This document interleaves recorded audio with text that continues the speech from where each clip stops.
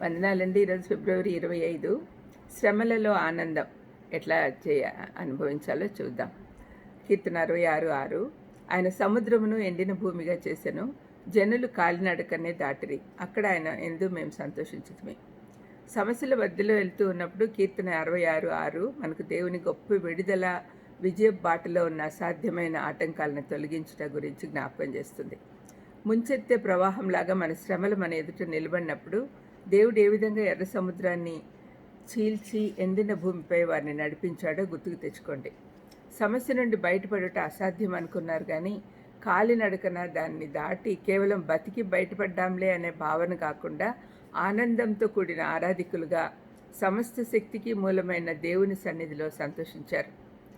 ఇప్పుడు మనం చదువుకున్న వచనం మనలను వెనక్కి తిరిగి దేవుని నమ్మకత్వాన్ని చూసి నిరీక్షణతో ఆయనను ఆరాధిస్తూ శ్రమలను బట్టి స్తుతిస్తూ ముందుకు సాగాలని చెప్తుంది. మనకు సమస్యలు వచ్చినప్పుడు మన దేవుడు నిన్న నేడు నిరంతరం ఏకరీతిగా ఉన్నాడు కాబట్టి మనలను కూడా ఇజ్రాయేలీలను కాపాడినట్టు కాపాడతాడని నమ్మాలి. అదే కీర్తన 12వ వచనంలో మనల్ని నాశనం చేయటం కాదు, కానీ మనలను సమృద్ధిలోకి నడిపించుటకే ఆయన మనలను శ్రమల్లో నుండి తీసుకెళ్తాడు అని వ్రాయబడి ఉంది. నరులు మా నెత్తి మీద ఎక్కునట్టు చేస్తువి, మేము నీళ్ళలోనూ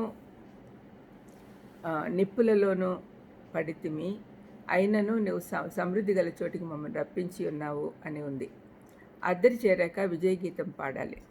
ఈ వాక్యాన్ని మరొకమారి ధ్యానించి మనల్ని ఆ స్థలంలో ఉంచుకుంటే భయంతో వణికిపోతూ ఉండేవారమేమో. అయితే వారిని గురించి చెప్తూ కీర్తనాకారుడు సంతోషించారు అని చెప్తూ ఉన్నాడు. ఆ ప్రాంతంలోనే, అదే ప్లేస్లో. మనం ఇలాంటి అనుభవాల గుండా వెళ్ళినప్పుడు ఇజ్రాయెల్ లాగా స్పందించుట ఒక గొప్ప ధన్యత అని తెలుసుకోవాలి. మనం దేవునికి సమీపంగా వచ్చినప్పుడు ఆయన వాగ్దానాలు మనలను ఉత్సాహపరిచి నిరీక్షణతో నింపుతాయి. సంపదలతో తులుతూగుతున్నప్పుడు మనం ఈ ఆశీర్వాదాలను గుర్తించలేం. సూర్యుడు చాలా వెలుగుతో ఉన్నప్పుడు మనం నక్షత్రాలను చూడలేం, కానీ చిమ్మ చీకట్లో గుంపులు గుంపులుగా నక్షత్రాలు కనపడి ఆనందపరుస్తాయి. యబ్బోకు రేవులో యాకోబుకు రాత్రి సమయంలోనే దేవదూత ప్రత్యక్షమైనప్పుడు అతను పోరాడి ఆశీర్వాదాలు పొందుకున్నాడు. పద్మస్ ద్వీపంలో ఒంటరిగా చెరలో ఉన్నప్పుడే యోహాను రక్షకుని మహిమ దర్శనం కనపడింది. శ్రమలనే చీకట్లో విశ్వాసి జీవితంలో ప్రకాశవంతమైన దీపాలు వెలుగుతాయి. ఇప్పటికీ చాలామంది విశ్వాసులు ఎర్ర సముద్రము, యోర్దాను నదుల ఎదుట నిలబడ్డారు. అయితే వారికి తమ రక్షకుడు తమను వాటిని పాయలు చేసి ఆరిన నేలపై నడిపించగలడనే నిరీక్షణ ఉండాలి. ప్రభునందు ఆనందించాలి. ఇజ్రాయేలీలు భౌతికంగా ఈ అద్భుతాలన్నీ అనుభవించి అనేక ఆశీర్వాదాలు పొందుకున్నారు. దేవుడు వారికి ఇచ్చిన వాగ్దానము హోషేయ 2:15 నుండి చూద్దాం.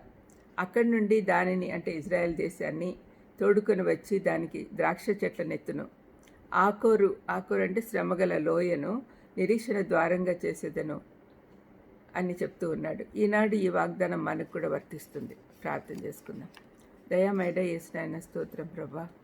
తండ్రి, శ్రమల్లో ఎట్లా ఆనందించాలో ఇజ్రాయేలీలను చూసి మేము నేర్చుకునేదానికి మాకు సహాయం చేయమని, వాళ్ళని జ్ఞాపకం చేసుకునే అవకాశం ఇవ్వమని తండ్రి, ఎప్పుడు కూడా నిరీక్షణ కోల్పోకుండా ఉండేదానికి సహాయం చేయమని యేసుక్రీస్తు నామమున వేడుకొంచున్నాను తండ్రి.